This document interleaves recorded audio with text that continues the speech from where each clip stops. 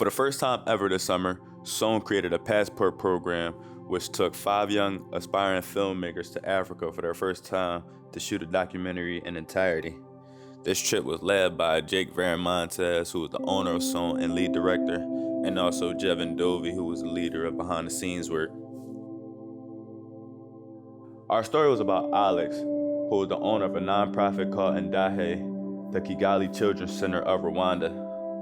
Today marks the 25th anniversary of the Rwandan genocide. Over the course of just 100 days, about 800,000 people were slaughtered in Rwanda by ethnic Hutu extremists. Upwards of 800,000 people were killed in just 100 days.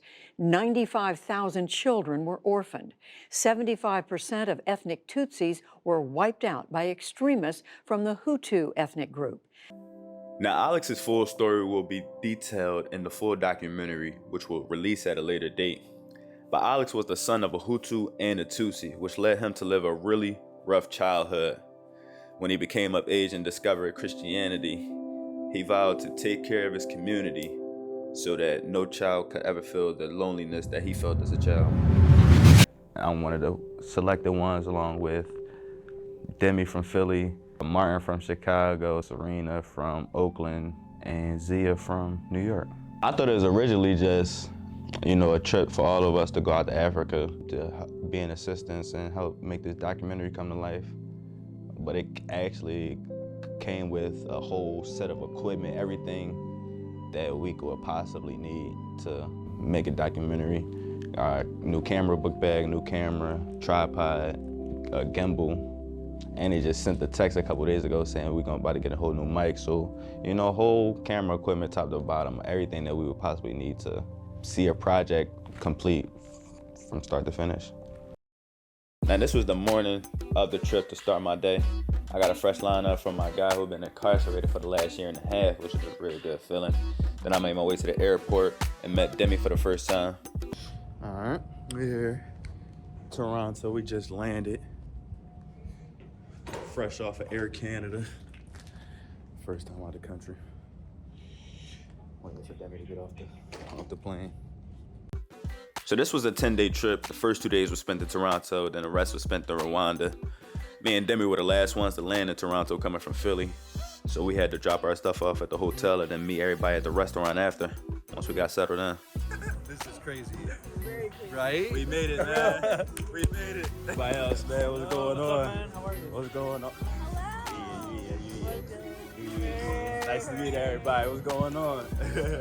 So we all flew in from the cities that we came from, and this was all of our first time for real, meeting each other in person. So we was just all talking through the night, getting acclimated with each other, enjoying the city of Toronto. But what really messed my head up is how our hotel was connected to the Blue Jays Stadium. Like, how is that even possible?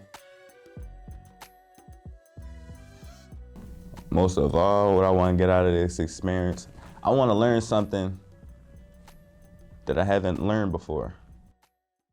The crew? Awesome. Oh, we got a big crew. How you guys doing, Michael? Yeah. Sorry? All right. We'll have to get name tags. Yeah. Good meeting everyone. Welcome. So did we already get in? Or? Okay. We can head up? Yeah, let's go up. Cool. Okay, let's go check it out. Cool. How you doing? Last night. What's going on? Quadir. Quadir? Quadir. Quadir. Nice to meet you.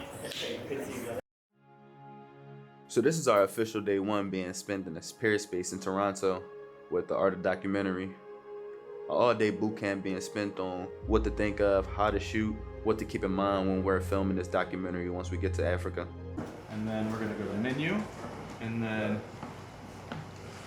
I'm just gonna find it first. So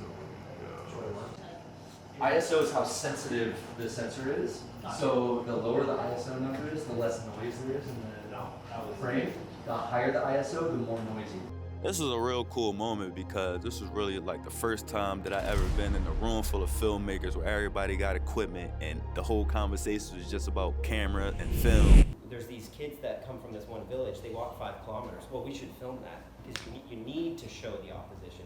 I'm on all these like NGO films, these charity films I didn't film the opposition. I would just film the triumph, and then you play the film for people and they're like, so Seems like you got it figured Yeah, out. yeah, it feels like it's all figured out, you know. So you need to be able to live in that. So The second day was about being more hands-on, unpacking our gimbals, making sure we knew how to stabilize it and move around with it, actually making sure that we were comfortable with what was going on.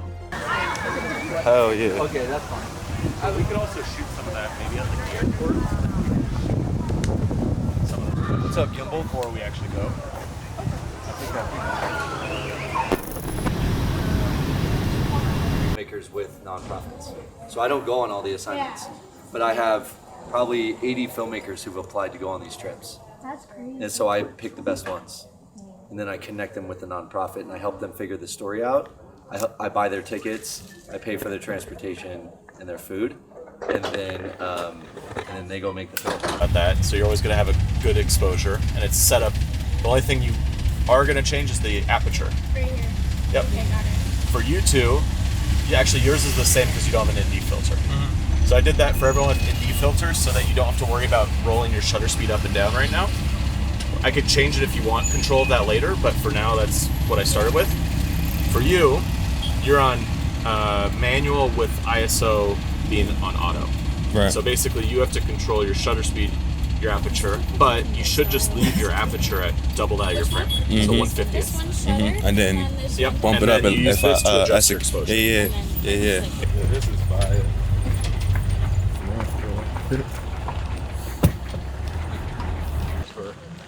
We're coming in.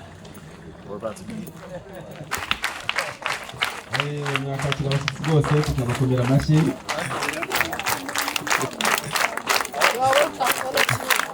Abashyitsi bacu tubahaye ikaze.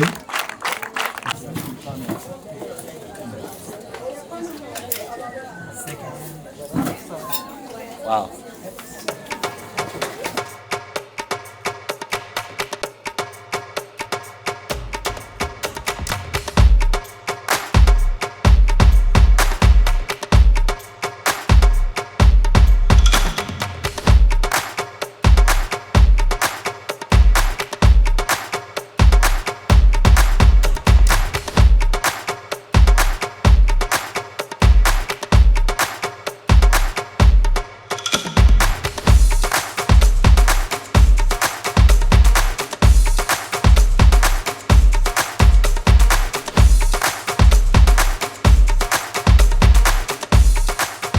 You ready to bring some messages in the water?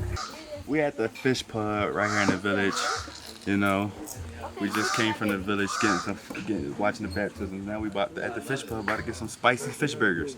So I already know it's about to be immaculate. It's coming straight from the water, you know?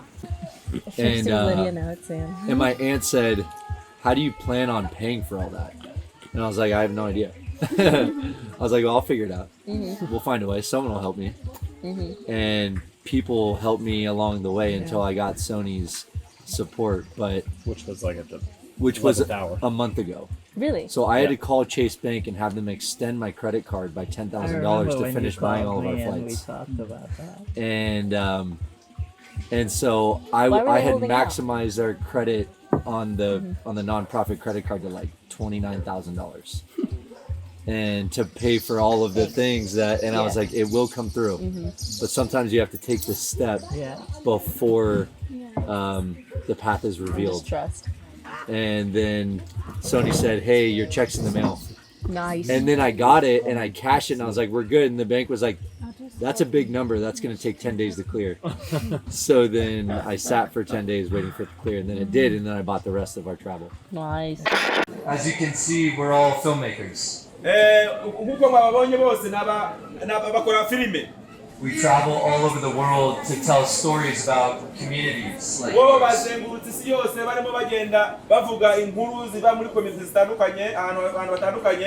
when we heard about what was happening here in this village, we knew we had to come.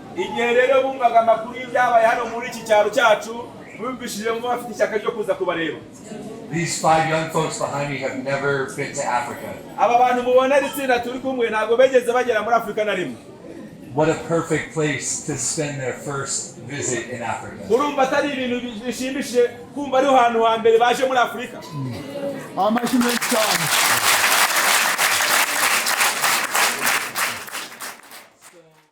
Ngo azane abatoya ntazane abamenyereye cyane asa n'abakiga ariko bizagufasha mu buzima bwawe bwose.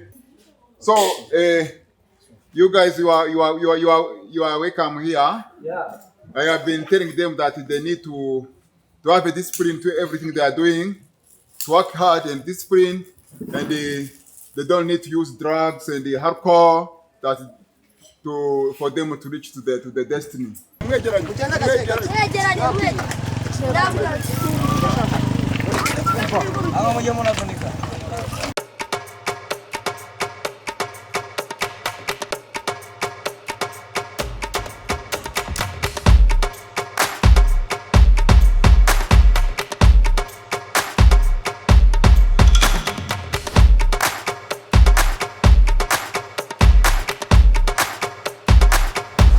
Yeah, you should eat lunch in here. Can you sit?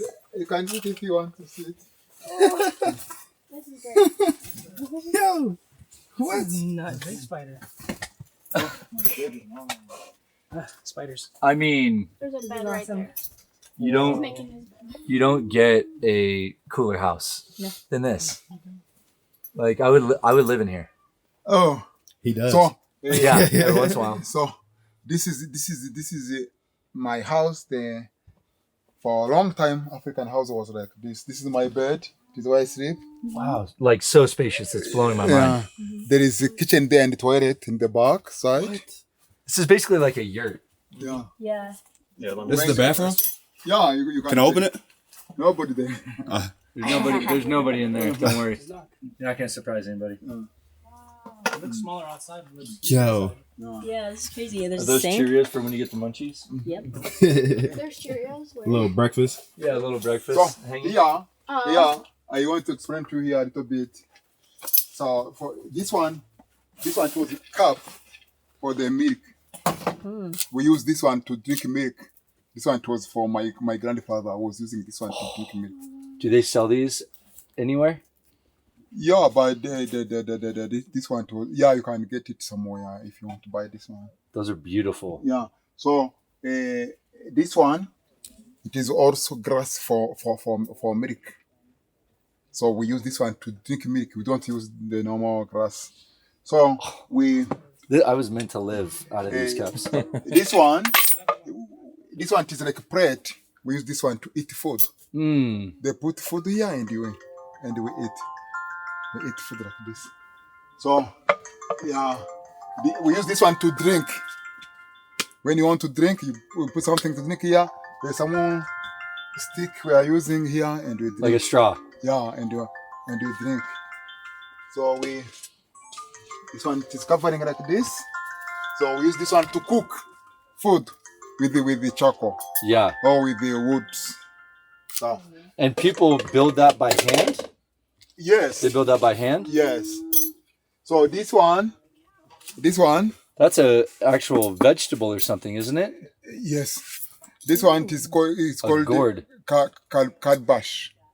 Oh, kielbasa. Yes, kalbash. Yeah. What we do, when we milk there, we put milk here. Then after 2 days, the ladies, they are doing like this. With the milk? With the milk. And the milk is separating with the milk oil. Uh-huh. Milk is coming to that one side, and the milk oil is coming to the other side. Whoa. My first time in Africa. First time in Rwanda, so I'm definitely observing everything, taking in the country, looking at everything, enjoying the views. We seen the kids in the village for the first time today, so observing the whole presentation that they had for us and everything that's going on, but definitely experiencing and living in the moment and taking in everything and trying to just do as much as possible so that when I'm going, I won't say, damn, I should have did that, this, that, and the third. The most challenging is speaking up because I know my self-insecurities and being an introvert is fucking hard. But I mostly just take it in and process what people say because everyone has had like amazing ideas coming up, and I'm like, I can't top that, or I can't say something as equivalent to that kind of like experience. Because I don't know, I don't feel like I feel okay in terms of like, I don't know, this being like an uncomfortable experience. I kind of enjoy that. I feel like I like seeing how I can grow in like these situations. I really don't know any like technical stuff or gear stuff or like really how to work the camera at all. And so I think I struggle with like feeling like kind of inadequate in terms of like getting like good footage and getting like, I don't know, like being a good addition to like the team. And so I think there are moments where I'm like, I don't know, I wish I just like knew more or like could like perform better. And I think that'll come with time. But like, I feel like there are moments where I feel like, I just feel like in over my head sometimes with like, just like even knowing like how to put like the camera on the tripod and like stuff like that. But like, that's what I'm here for. And like, I'm here to learn. And I know that like, it'll get easier as we go. It's just the interesting things. I wouldn't, because it's just like, it was like a small series of events that led him to interview me. Because it's like, I think it's about like another thing about like just doing something that you like doing, because I had no intention of trying to get anywhere to succeed when I was a part of the nonprofit, which is just helps kids just make films. I was just there because I love being there. But it's a thing that if you do something that you really like, just because like things will just sort of fall into place. Like I just think it's like a luck, because like there are so many students at this nonprofit. They wanted to interview me. Right. There's another student he interviewed too, but like for me to connect with him more than the other student, it was just like what, just all these things like that. And it feels like it's with all of these stories, it sounds like it was just like lucky events that brought us here, which makes me feel like, I love that we all have the same experience, because it feels more like we're all supposed to be here. I don't know, it really feels like every person brings like their own unique gift or like perspective to like this whole experience, and I'm really excited to see how like everybody's individual footage comes together. It's crazy because like what Quadir said, like maybe some people are doing stuff and people are saying like, how are you doing that? Because like there could be more successful people that aren't doing stuff like this, but it just depends on your mindset. Like, how can you get to this point? Because for me, I feel like I've never done big things to lead me here. That's why I say it's not about if you did something big in your life to get you here. It's about the everyday minuscule steps to get to that big thing.